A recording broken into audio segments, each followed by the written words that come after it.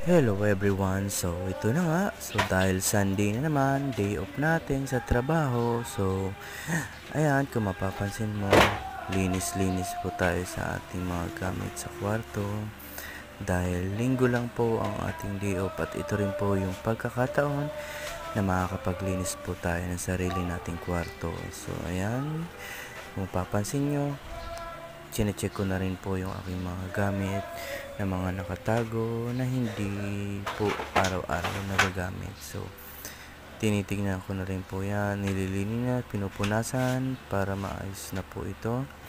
Dahil matagal-tagal din po tayong nawala dito sa ating sariling bahay.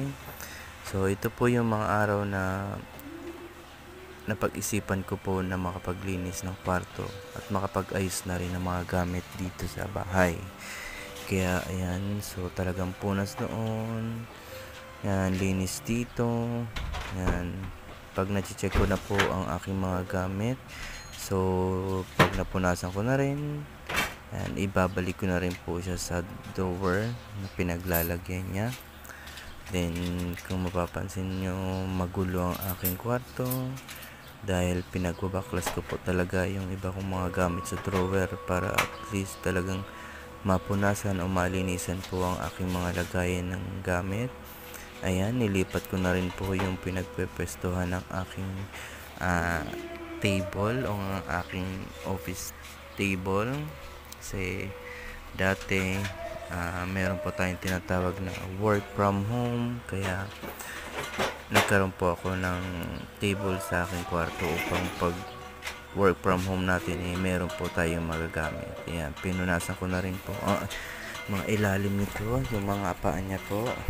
Ayan, so talagang nililinis ko na po siya dahil matagal-tagal nga po tayo nawala sa sarili nating bahay dahil sa trabaho na rin. So kababalik-balik lang po natin. So ayan, linis doon, punas ulit. So talagang yung buong kwarto po ay talagang nilinisan ko. Nagpalit din po ako ng mga bedsheet. Yan, hindi nyo na po makikita dyan sa video na yan kasi nasa pangalawang videos po yun. So nagpalit din po tayo ng kortina para malabhan na rin po ang dating kortina na nakalagay sa ating bintana. Dahil simula nung pag-alis ko po ng Cavite, yun na po yung nakakabit na kortina.